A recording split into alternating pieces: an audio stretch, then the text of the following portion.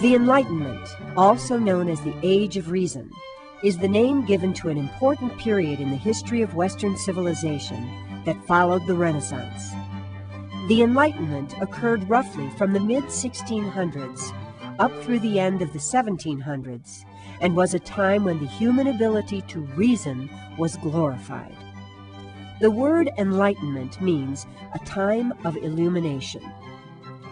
The era was given this name because it was a time when an influential group of scholars, writers, artists, and scientists actively sought to use the clear light of reason, that is, rational thought, to rid the world of superstition and ignorance.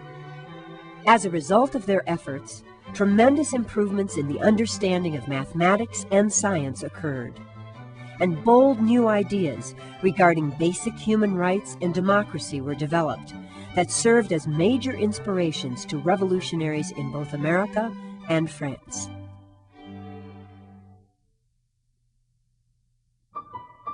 Near the end of the Renaissance, during the first half of the 17th century, two men, Francis Bacon and René Descartes, each published important books that came to inspire generations of scientists and scholars. In fact, many historians consider these two men to be the fathers of the Enlightenment. Francis Bacon was born in England in 1561, and it was during his days as a student here at Cambridge University's Trinity College that many of his important new ideas began to take shape. Bacon came to believe that science could free ordinary people from ignorance and allow them to lead more productive and comfortable lives. But he knew that in order for this to happen, the minds of human beings first had to be freed from the careless and uncritical ways of thinking that were prevalent at that time. And that was why Francis Bacon promoted a rational approach to science, based on experimentation, and arriving at generalized conclusions based on careful observation. Meanwhile, across the English Channel here in France, the brilliant French mathematician René Descartes published a book that proclaimed that reason and mathematics were all that one really needed to discover truth in the sciences. Descartes likened the universe to a perfect clock that had been designed and built by a master clockmaker, that is, by an all-powerful God, a God who had set the universe into motion and then left it alone. Descartes was a pioneer in mathematically formulating the basic laws that govern the movement of things, from the rolling of ocean waves to the spinning of windmills, and he invented a new type of mathematics called Analytic Geometry. The ideas promoted by Descartes and Bacon proved to be extremely important because they led to the development of what is called the scientific method, a series of simple rational steps that can be followed to help solve even the most complicated scientific problems.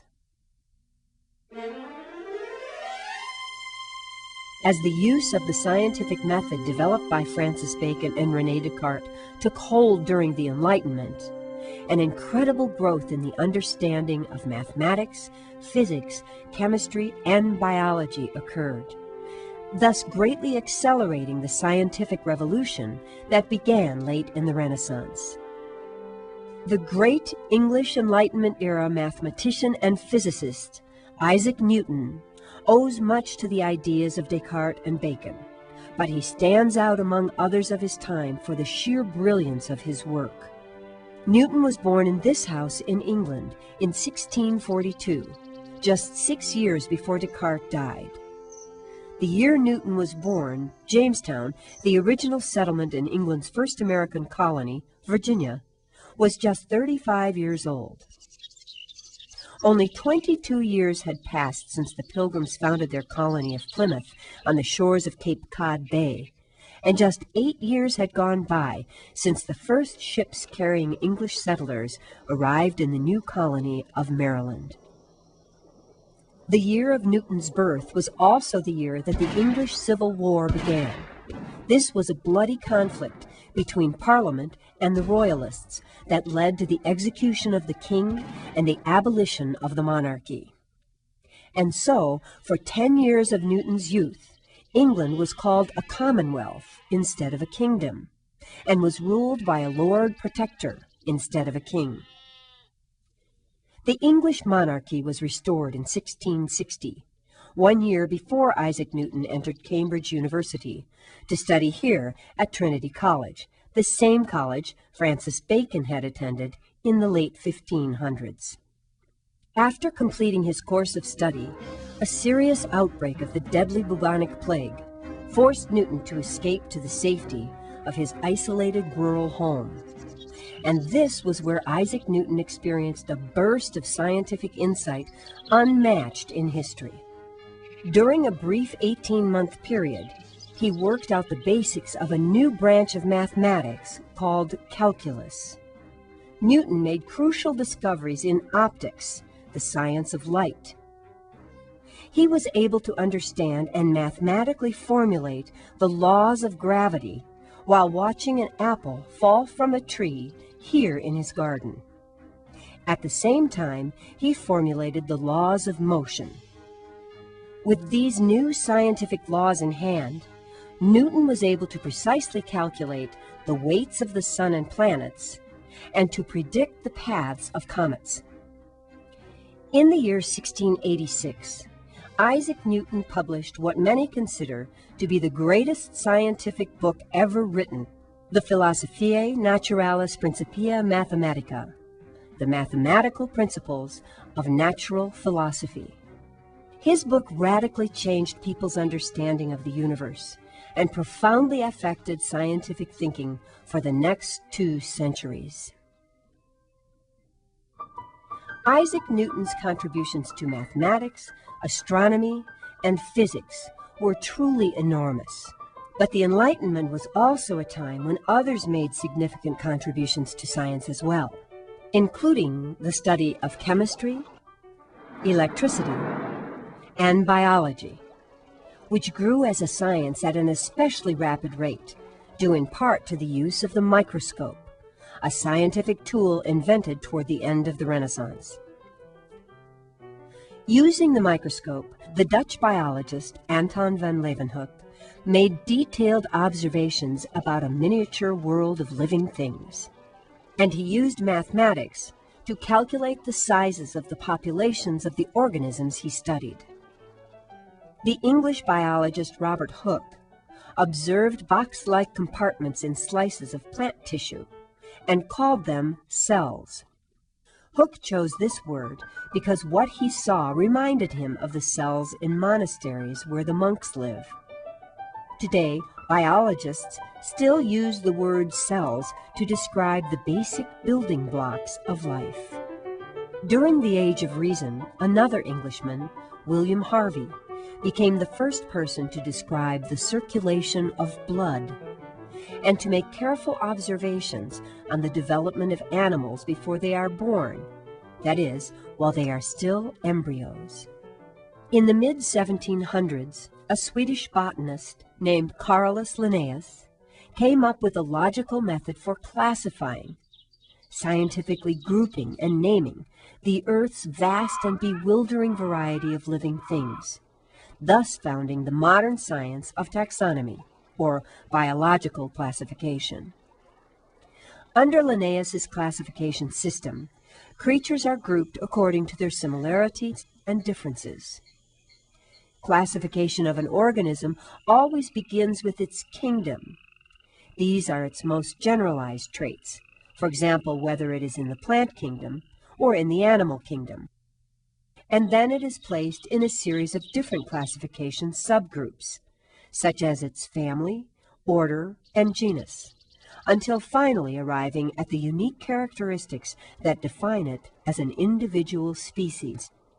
Linnaeus's basic system of biological classification is still in use today, and although it is constantly undergoing changes, it has proven to be a useful tool over the centuries in helping biologists understand the complex relationships that exist among living things. Back when Carolus Linnaeus and Isaac Newton were making their great discoveries, people like them were known as natural philosophers. Today, they would be called scientists. Philosophers are people who seek wisdom or knowledge. During the Enlightenment, while natural philosophers sought to understand natural things, such as the motion of the planets or the behavior of microscopic organisms, other philosophers concentrated on the mind, political subjects, and other more abstract concepts as well. One of the most important philosophers to focus on political subjects was an Englishman named John Locke, who lived from 1632 to 1704. Locke believed that the power of a government to rule must come from the consent of the governed. In other words, that people should be able to choose who governs them. Locke took comfort in England's glorious revolution of 1688, in which the king was forced to relinquish a large amount of his power to parliamentary representatives. He promoted the idea that every human being was born with three basic natural rights: those of life, political equality or liberty, and the ownership of property. Locke also promoted freedom of the press, educational reform, and religious tolerance, and called for the overthrow of governments that failed to protect basic human rights. In France, several great Enlightenment philosophers wrote passionately about human rights and democracy as well. French philosopher Voltaire, for example, championed the idea of freedom of speech with his famous statement, "I disapprove of what you say, but will defend to the death your right to say it." While another Frenchman, Montesquieu, called for a complete separation of powers to maintain balance in government, which was to be accomplished by creating separate legislative, executive, and judicial branches of government. Nearly all philosophers of the Enlightenment era wanted to see a strict separation of church and state as well, for they realized that mixing government and religion was almost always a recipe for disaster. The Enlightenment philosophers themselves were usually deists, people without traditional religious beliefs, who believed in what they called nature's God. That is, in an all-powerful spiritual force that had created the universe and everything in it, but then left it alone. The ideas of the Enlightenment philosophers were deeply admired by the leaders of both the American and French revolutions. In fact, Thomas Jefferson fell back on them time and time again when he was composing the Declaration of Independence, as did the framers of the United States Constitution when they worked out a plan of government for the new American democracy.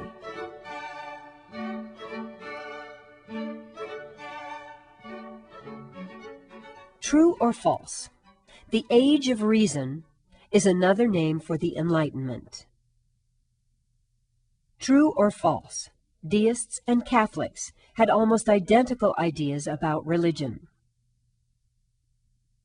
True or false? Francis Bacon and René Descartes are considered to be the fathers of the Enlightenment. True or false? Voltaire invented a system for biological classification. True or false? The use of the scientific method improved the quality of scientific study.